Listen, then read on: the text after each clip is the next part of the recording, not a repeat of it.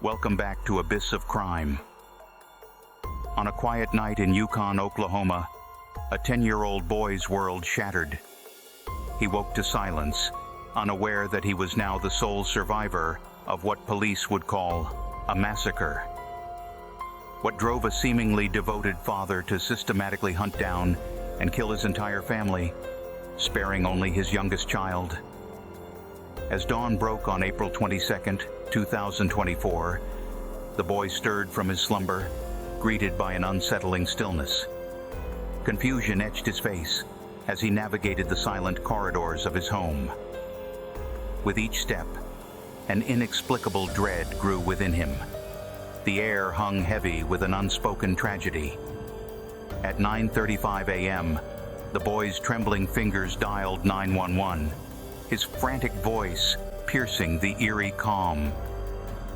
In that moment, his innocence shattered, replaced by a burden no child should bear. What malevolent force had transformed his father from protector to destroyer? As we delve into this horrifying tale, we invite you to join us on this journey. Subscribe and hit the bell icon to unravel the mysteries that lurk in the shadows of human nature. In the quiet suburb of Yukon, Oklahoma, the Candy family seemed to embody the American dream. Their pristine home on Caribou Trail stood as a testament to their success and stability. Neighbors often saw them attending community events, cheering at Little League games, or simply enjoying a sunny day in their well-manicured yard. To all who knew them, the Candys were the picture of suburban bliss. Jonathon Candy, 42, was a pillar of the community. His involvement in local sports and his reputation as a devoted father painted him as the quintessential family man. Lindsay Candy, 39, was remembered for her boundless kindness. A friend described her as someone who loved with her entire heart and treated others' children as her own. Her warmth and generosity seemed to radiate throughout the neighborhood. The Candy children were equally beloved. Dylan, 18, had recently graduated and was attending Oklahoma Baptist University. His passion for music was evident in his involvement with the university's marching band. Friends described him as happy all the time, his enthusiasm for life infectious to those around him.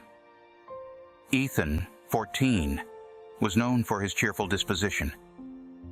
His baseball coach fondly remembered him as the light of the room. From t-ball through high school, Ethan's dedication to the sport and his teammates was unwavering. His presence on the field was a constant source of joy for spectators and fellow players alike. Lucas, 12, was a sixth grader at Meadowbrook Intermediate. Described as happy, kind, and smart as a whip, he was often seen playing with friends during baseball games. His quick wit and friendly nature made him a favorite among his peers and teachers. The youngest Candy child, just 10 years old, was known for his curiosity and love of learning. Like his siblings, he was deeply involved in community activities, his innocence and enthusiasm touching the hearts of all who knew him. The Candy family's influence extended beyond their immediate circle. A local bakery owner expressed the sentiment shared by many. We grew to know and love the Candy family as some of our most loyal customers who became friends. Their regular presence and friendly demeanor had woven them into the fabric of the community. Yet beneath this veneer of perfection, unseen currents were pulling the family toward an unimaginable tragedy. The contrast between their public image and the violence that unfolded on that fateful night in April 2024 left the community reeling in disbelief. Neighbors struggled to reconcile the family they thought they knew with the horrific events that transpired. One resident, grappling with the shock, remarked, "The kids were real friendly. Everybody loved the kids. The disconnect between perception and reality was stark, leaving many to question their own judgment. As news of the tragedy spread, the community's response highlighted the deep connections the Candy family had forged over the years. The outpouring of grief and support was immediate and overwhelming. Yet amidst the tears and condolences, a sense of bewilderment prevailed. The lack of any reported history of domestic violence or police involvement at the Candy residence left neighbors questioning how such a tragedy could occur without warning signs. One neighbor, voice trembling with confusion, said, "I just question everything." Something was going on behind scenes that no one knew. Master Sergeant Gary Knight's chilling statement echoed through the stunned community. Make no mistake about it, what happened in that residence was nothing short of a massacre. The brutal reality of the situation stood in stark contrast to the family's perceived normalcy, shattering illusions and leaving a wake of unanswered questions. As investigators delved deeper into the case, the absence of a clear motive only deepened the mystery. How could a man described as a devoted father commit such an unthinkable act? The facade of the perfect family had crumbled, revealing the dark and complex nature of human relationships that often lie hidden beneath the surface. The sun dipped below the horizon on April 21st, 2024, casting long shadows across Yukon, Oklahoma. For the Candy family, it was just another Sunday evening, unremarkable in its normalcy. Little did they know, these were the final hours of peace before their world would be shattered forever. Jonathon Candy, the 42-year-old patriarch of the family, spent the afternoon engaged in one of his favorite pastimes, watching basketball. The local high school gymnasium buzzed with energy as parents and community members gathered to cheer on their teams. Jonathon sat in the bleachers, his focus seemingly fixed on the game unfolding before him. To those around him, Jonathon appeared no different than any other day. He cheered at the right moments, discussed plays with fellow spectators, and even shared a joke or two during halftime. His demeanor gave no indication of the horrific acts he would commit mere hours later. One could argue that this very normalcy made the impending tragedy all the more chilling. As the game wound down and the crowd began to disperse, Jonathon exchanged pleasantries with acquaintances.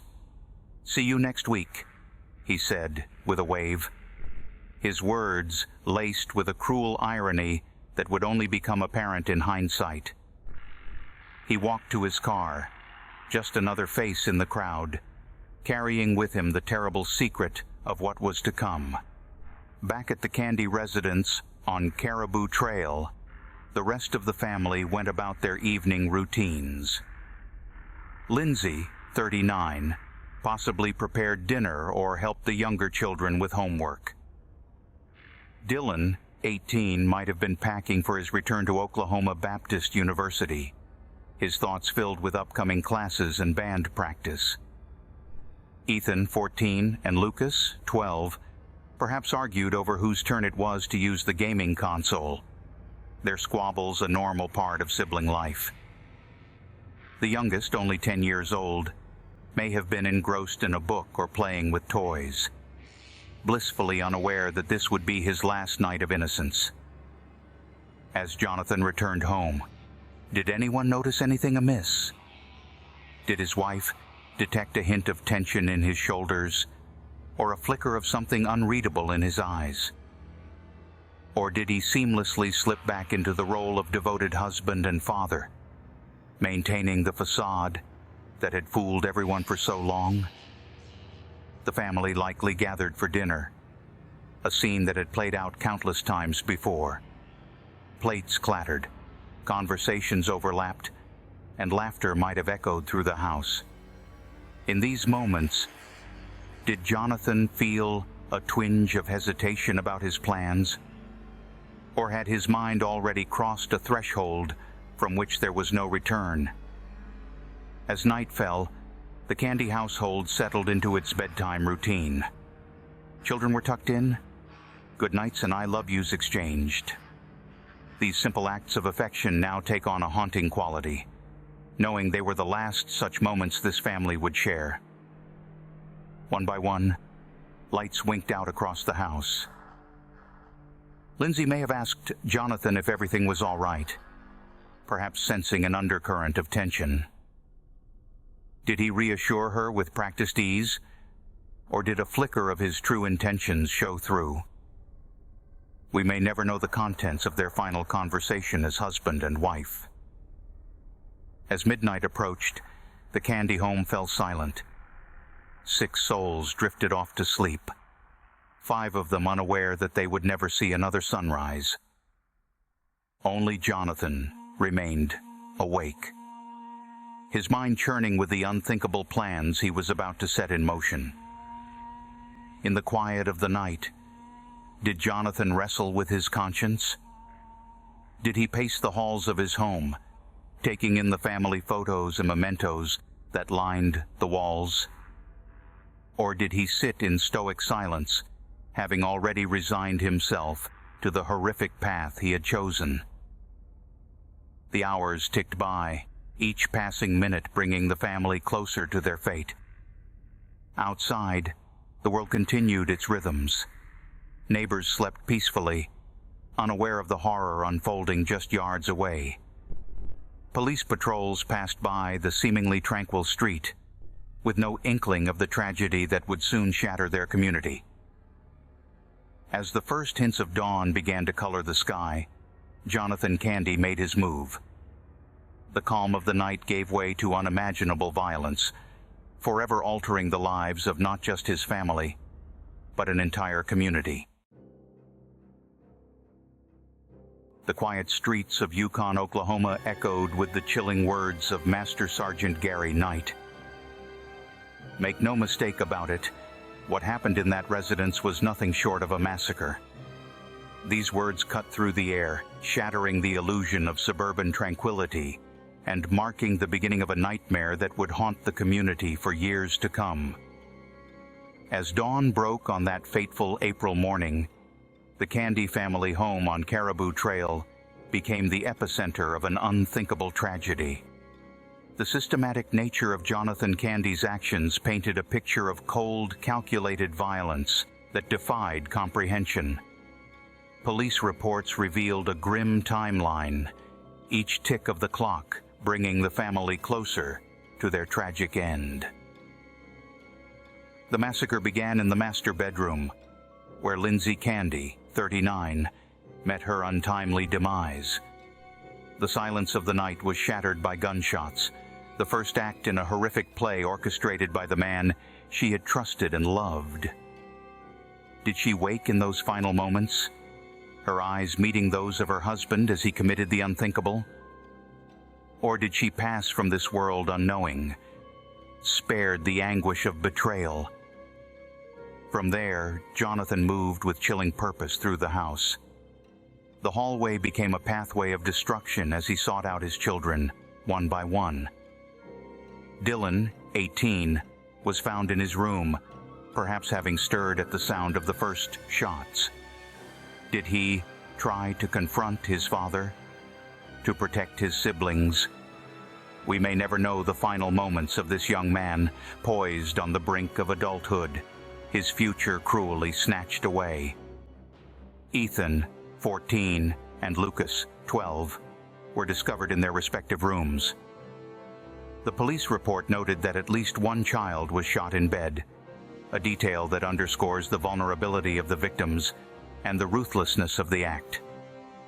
These young boys, once full of life and promise, now lay silent, their dreams forever unfulfilled. The methodical nature of Jonathon's actions raises disturbing questions about his state of mind. How could a father, who had attended his son's basketball game just hours before, transform into an agent of such horror? The careful execution of his plan suggests a level of premeditation that chills the blood and challenges our understanding of human nature. As investigators pieced together the sequence of events, a timeline emerged that painted a picture of swift, decisive action.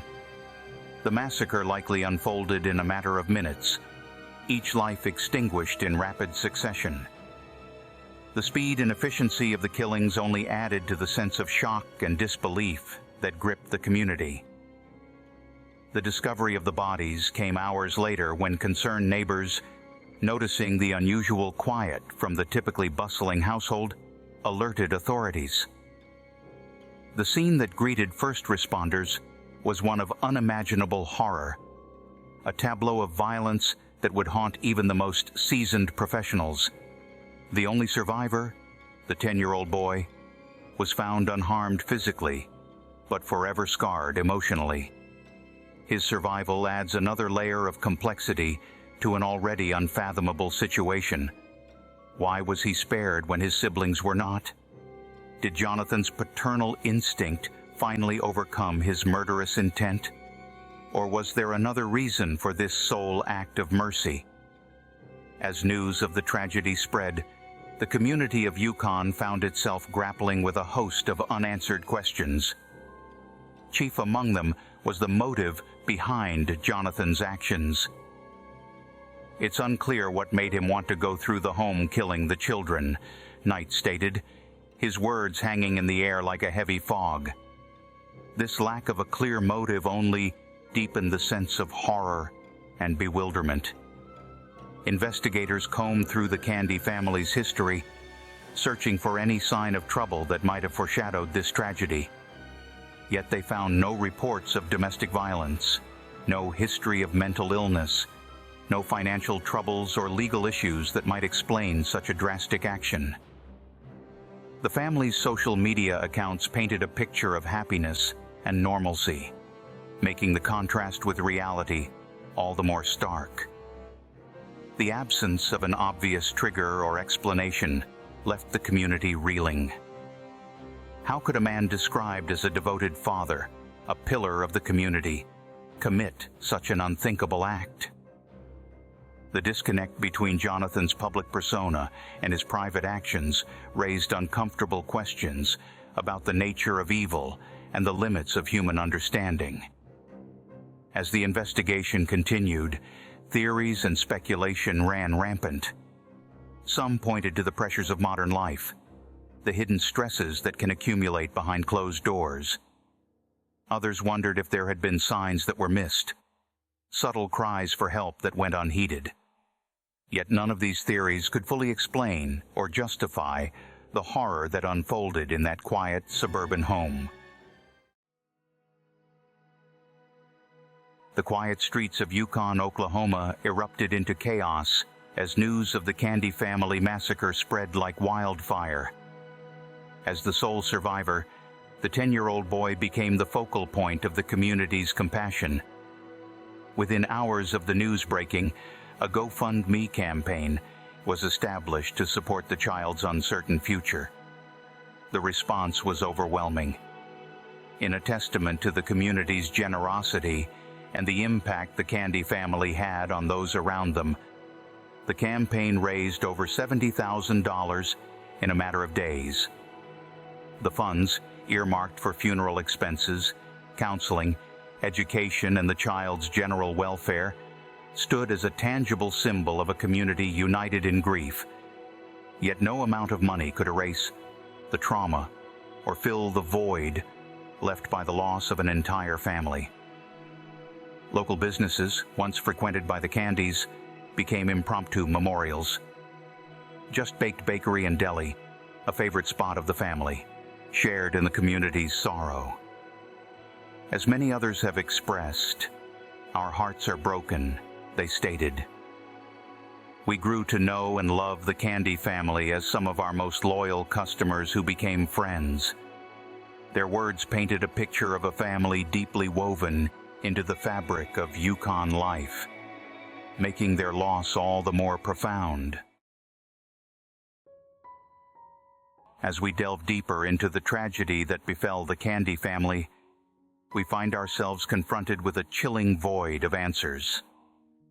The absence of a clear motive for Jonathon's actions looms large, casting a long shadow over the community and compounding the pain for the young survivor. How does one begin to make sense of the senseless? This question haunts investigators and residents alike as they grapple with the aftermath of a massacre that defies explanation. The lack of answers only intensifies the tragedy. For the 10-year-old boy who survived, questions about his father's actions may torment him for years to come. The community, once certain in their perception of the Candy family, now finds itself adrift in a sea of uncertainty. The comfort of understanding, of being able to point to a reason, no matter how horrific, remains frustratingly out of reach. As investigators pored over the family's history, they found no red flags, no glaring signs of the violence to come. There were no reports of domestic abuse, no history of mental illness that might have foreshadowed such a brutal act. The Candys appeared, by all accounts, to be a normal, happy family. This absence of warning signs raises disturbing questions about the nature of evil and the limits of our ability to truly know those around us. How could such violence erupt without warning? This question echoes through the quiet streets of Yukon, Oklahoma, challenging our fundamental assumptions about family, community, and human nature. The speed with which a seemingly stable family unit can disintegrate into unthinkable violence forces us to confront uncomfortable truths about the fragility of our social fabric. The case of the Candy Family Massacre has broader implications for our understanding of family dynamics and mental health. It challenges us to look beyond the surface, to question the images we present to the world and the realities that may lurk beneath. How can we reconcile the image of Jonathon Candy as a devoted father, a pillar of the community, with his final horrific actions? The Candy Family Massacre shattered our illusions about the sanctity of home and family. The complexity of the human psyche defies easy explanations, leaving us adrift in a sea of uncertainty. In the face of such inexplicable tragedy, how do we move forward and find meaning? Perhaps the answer lies in remaining vigilant, fostering compassion, and seeking to understand the hidden struggles of those around us. Thank you for watching Abyss of Crime. Please consider subscribing and hitting the bell icon to join us as we continue to seek the truth in the darkest corners of human nature.